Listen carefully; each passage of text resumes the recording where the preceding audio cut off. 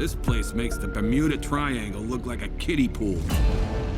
They say out here is where the ocean burns. We're here, right where you paid me to bring you. Question is, why? I'm looking for a car. Look out, ladies. Mater's fitting to get funky. So I've got to say, I think, I am indirectly defined by my first car. I drove like a little green Chrysler Cirrus, and so many of my memories, my great high school memories, revolve around that car. For you guys, how do you think you were defined by your first car? Well, I drove a Blazer, a Chevy Blazer, and so, that was like a pretty good car. It wasn't like the coolest car.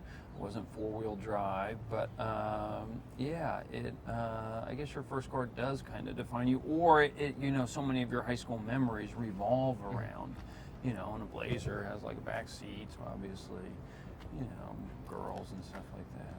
Girls would come and do things on the Yeah. What exactly? I like this story we got going on. No, it was very interesting, and kids don't do any of that ever. I had a Mini, and it's very difficult to do things in the back seat of a Mini, except sit and be a passenger, on occasionally throw up. But they had windows. The windows in the old Minis were, you kind of want something that at least does a bit of this, where you can go, hey, how you doing, Yeah. But on the old Minis, it was a thing where you click a thing and you have to go, ching, ching, ching, ching, you had to shovel this bit along, go, can you give us a push? You pushed it? Yeah, because it's two bits. It's two bits, and you have to slide this bit along. We go, It's hard to be smooth. Yeah, how do you pick up girls whenever you're shoving the window? Yeah. Well, you just got to say, could you please get in? This is not sexy, but just assume that this is a very sexy car. And I had two Minis. My second Mini, we had the starter motor went. So we had to bump start it every morning. And we felt like James Bond. I was at university, I was sleeping on someone's floor, and every morning, even on cold days, we would, both of us, run along with this Mini, pushing the Mini along, and then my friend had to jump in when I get it fast enough to knock it into third gear and go.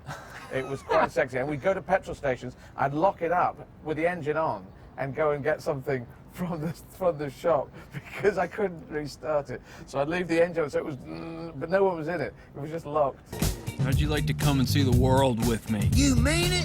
All across the world, from the north to the south. I'm going on a trip from city. International passengers must drive through security. The World Grand Prix.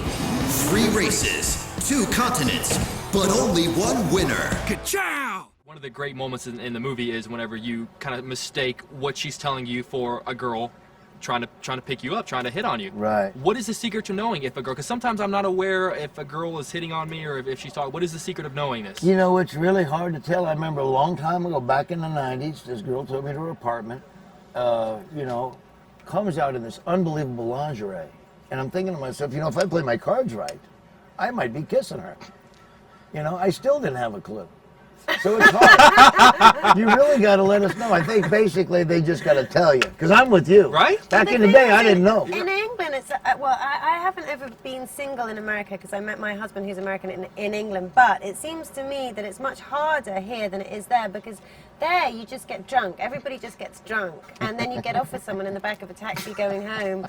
And you don't have to worry about whether or not, you're not thinking about whether or not they're into you or you're into them. You just kiss them and that's the beginning of it. This is the best Disney interview ever. Isn't it? This is awesome. But it's a family film, and we hope people go out and see it. There's an American liaison under deep cover. No mo arigato. These Americans are clearly master spies. Oh, you've got to be joking. Lightning McQueen cannot win the race. Instead of saying ka-chow, he's gonna go kaboom.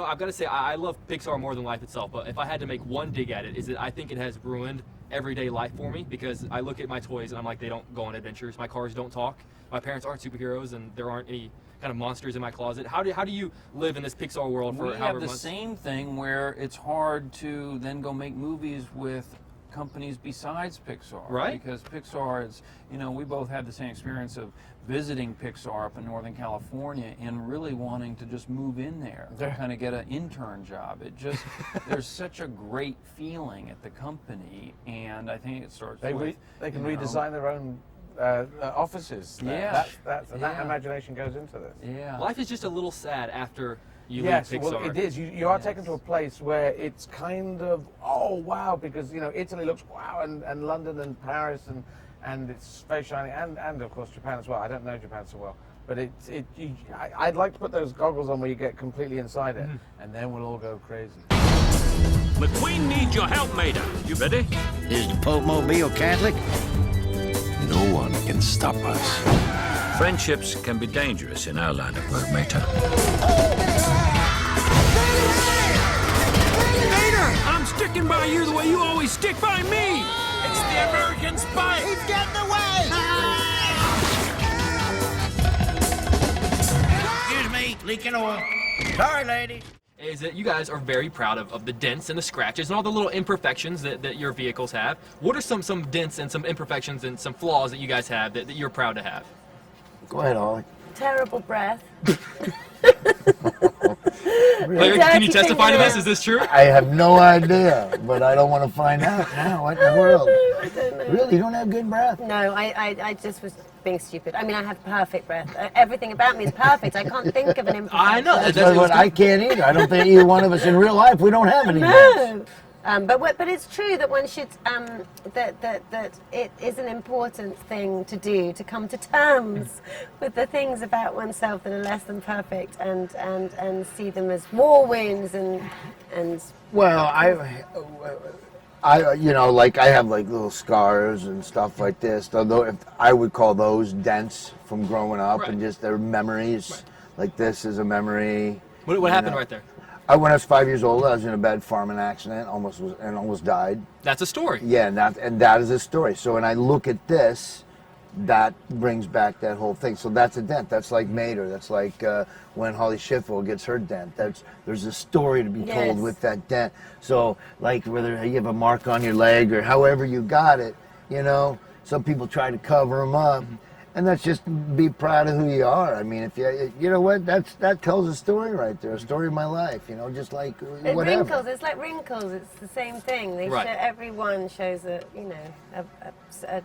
episode in your life. Absolutely, it's amazing. Pixar knows us better than we know ourselves. It's unbelievable. Exactly. But guys, give me a wrap. It's such an honor talking with you. You too. And if you're ever in England, grab your whore in the back of the car. Please tell me that's on camera. Thank you so much. Thank you guys so much. Thank you guys.